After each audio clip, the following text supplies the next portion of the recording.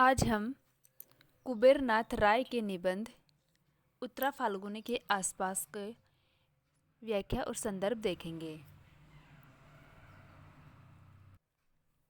एक गद्यांश है, इसका अपन पढ़कर देख लेते हैं एक बार। वास्तव में 30वां वर्ष जीवन के सम्मुख फण उठाए एक प्रश्न चिन्ह को उपस्थित करता है और उस प्रश्न चिन्ह को पूरा उसका समाधान मूल्य हमें चुकाना ही पड़ता है। किसी भी पुरुष या नारी की कीर्ति गरिमा इसी प्रश्न चिन्ह की गुरुता और लघुता पर निर्भर करती है। गौतम बुद्ध ने 29 वर्ष की अवस्था में गृह त्याग कर अमृत के लिए महाविनिष्क्रमण किया। महाविनिष्क्रमण यानी गृह त्याग, ज्ञान के लिए घर को छोड़ देना। यीशु क्राइस्ट ने 30 वर्ष की अवस्था में अपना प्रथम संदेश सरमन ऑन द माउंट गिरी शिखर प्रवचन दिया था और 33वें वर्ष में उन्हें सलीब पर चढ़ा दिया गया। सलीब यानी सूली पर चढ़ा दिया गया। उनका समूचा उपदेश काल 3 वर्ष से भी कम रहा। वाल्मीकि के अनुसार रामचंद्र को भी 30 वर्ष के आसपास ही वनवास हुआ था। उस समय सीता की आयु 18 वर्ष की थी और वनवास के 13वें वर्ष में अर्थात सीता की 30वें पार करते करते ही सीता हरण की ट्रेजेडी घटित हुई। अतः 30वां वर्ष सदैव वर्ण के महामुहूर्त के रूप में आता है और संपूर्ण दशक उस वर्ण और तेज के दाह में आविष्ट रहता है। 30 दशक जीवन का घनघोर कुरुक्षेत्र है। यह आपका गद्यांश है जो मैंने अभी पढ़कर सुना दिया। इस गद्यांश की व्याख्या अपन इस वीडियो में देखेंगे। सबसे ऊपर संकेत दिया है वास्तव में 30वां वर्ष, ठीक है। और गद्यांश की अंतिम पंक्ति के अंतिम शब्द है घनघोर कुरुक्षेत्र। संदर्भ देख लो। प्रस्तुत गद्यांश हिंदी साहित्य के 60 वर्षों में ललित निबंध लेखक कुबेरनाथ राय द्वारा लिखित निबंध उत्तरा फाल्गुनी के आसपास से लिया गया है। इसमें लेखक ने एक रूपक बांधा है और उसी के आधार पर उत्तरा फाल्गुनी नक्षत्र को जीवन का यौवनोत्तर काल स्वीकार किया है। ये लेखक का नाम और लेखक की रचना है, उस रचना का नाम, उस रचना का मूल विषय क्या है, उस विषय को भी अपन ने इसमें जोड़ दिया है।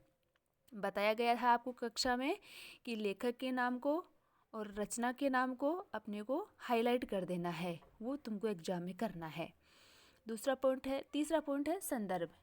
उक्त गद्यांश में कुबेरनाथ राय जी का मानना है कि मनुष्य जीवन में 30वां वर्ष कई प्रकार के प्रश्न लेकर आता है और इन प्रश्नों के समाधान के लिए मानव को कठिन परिस्थिति रूपी मूल्य चुकाना पड़ता है।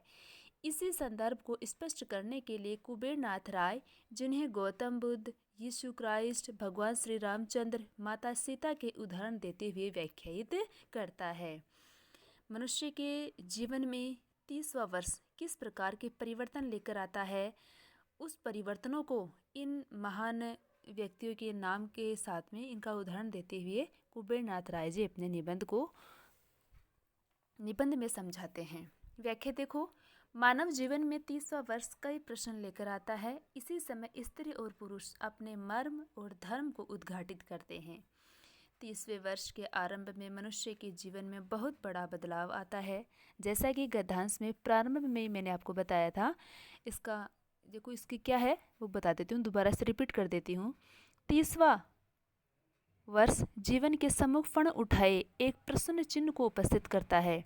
अब इसी की अपन व्याख्या करते हैं क्या कि मनुष्य के जीवन में 30वां वर्ष अनेक प्रश्न लेकर उपस्थित होता है।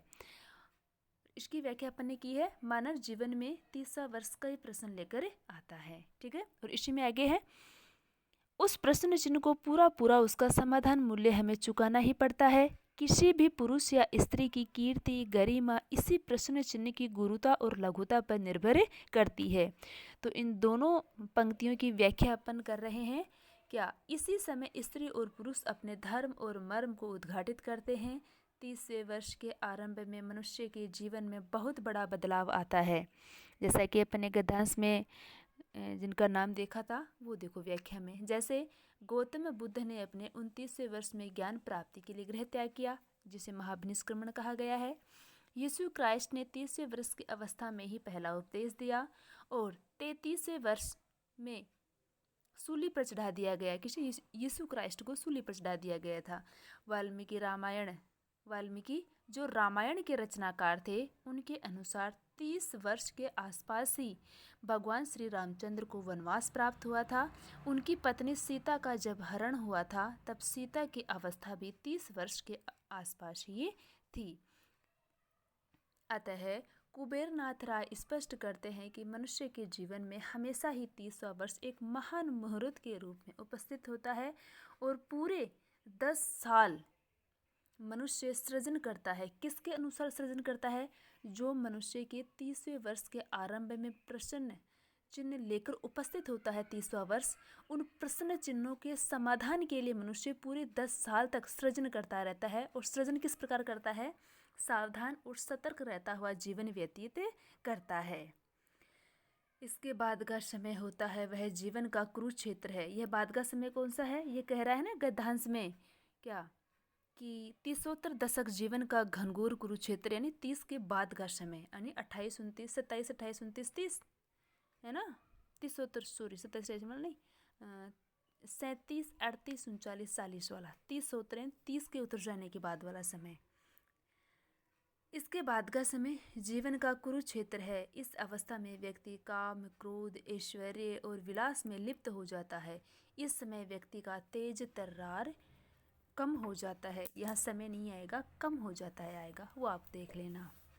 व्याख्या हो गई है। विशेष देखो, आपको बताया गया है कि अपने को मुख्य रूप से ध्यान देना है संदर्भ पर और प्रसंग पर। यहाँ मैंने संदर्भ, दूसरा पॉइंट भी संदर्भ ही डाल दिया है। यहाँ अपने को संदर्भ नहीं करना है, प्रसंग करना है। ये गलत हो गया है, इसको मैं अभी सही कर देती हूँ, आपके सामने सही कर देती हूँ ना। ये प्रसंग ही आएगा बेटा, ठीक है। अब देखो, पहला पॉइंट अपन ने देखा संदर्भ, दूसरा देखा अपन ने प्रसंग और व्याख्या, विशेष। विशेष में 2 पॉइंट है, देखो भाव सौंदर्य और कला सौंदर्य। भाव सौंदर्य में देखो 27 नक्षत्रों में से वर्षा ऋतु को नक्षत्र के रूप में स्वीकार किया है। इस गद्यांश में जो बताया गया है वही अपन विशेष में लिखेंगे। पहला भाव सौंदर्य लगा दिया, 27 नक्षत्रों में से। ये अपने को, जैसा कि मैंने आपको पहले निर्मला उपन्यास की व्याख्या में बता रखा है कि अपन गद्यांश की व्याख्या करते हैं तो थोड़ा पहले का भी लिखते हैं, ठीक है ना, और थोड़ा उसके बाद में का भी।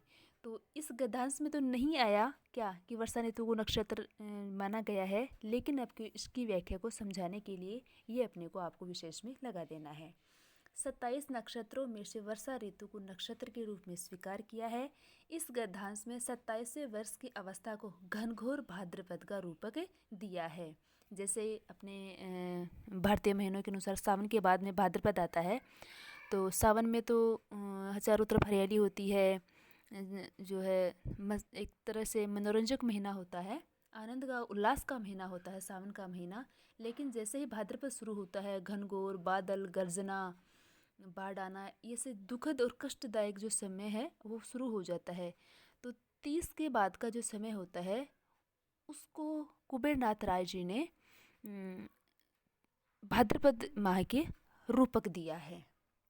जैसे भाद्र के महीना घनघोर गर्जन तर्जन करता हुआ आता है, वैसे ही 30 के बाद का समय व्यक्ति का काम, क्रोध, विलास, इस प्रकार की जो है समय व्यतीत होता है। इसे मनुष्य जीवन का कष्टदायक समय बताया है। किसे? भाद्रपद महीने को। इस नक्षत्र के आते ही जीवन में सरसता समाप्त हो जाती है। 30वें वर्ष की अवस्था में व्यक्ति काम, क्रोध, ऐश्वर्य और विलास में लिप्त रहता है। इस गद्यांश के माध्यम से कुबेरनाथ राय जी ने समूची मानव जाति के लिए महत्तम संदेश दिया है। देखो, इनको एक एक पॉइंट में डाल देना है अपने को, जो अपने व्याख्या में किया था, संदर्भ में किया था, प्रसंग में किया था, है ना। एक एक मोस्ट लाइन उठा के आपको कम से कम 5 या 6 विशेष में आपको लिख के आना है। आपको नंबर तभी मिलेंगे जब आप भाव सौंदर्य, कला सौंदर्य में आप कम से कम, दोनों में मिलाकर कम से कम 6 लाइन आपकी होनी चाहिए। तो मैंने आपको एक में ही 6 लाइन इसलिए दी है कि आप जो है अपने हिसाब से कम 4-5 तो करके आओ। कला सौंदर्य में देखो, गद्यांश में सूक्ष्म, गंभीर और सुरुचि संपन्न एवं व्यापक दृष्टिकोण अपनाया गया है। प्रेम निश्चित और संस्कृत भाषा का अधिक प्रयोग हुआ है। नए नए अप्रस्तुतों और प्रतीकों के सहारे अभिव्यक्ति नए रूप में सामने आई है। अभिव्यक्ति सहज ही पाठक की चेतना का अंश बन गई है। पूरी उम्मीद करती हूँ कि ये निबंध आपको व्याख्या अगर एग्जाम में आ जाती है तो आप इसको अच्छे से करके आओगे। ठीक है।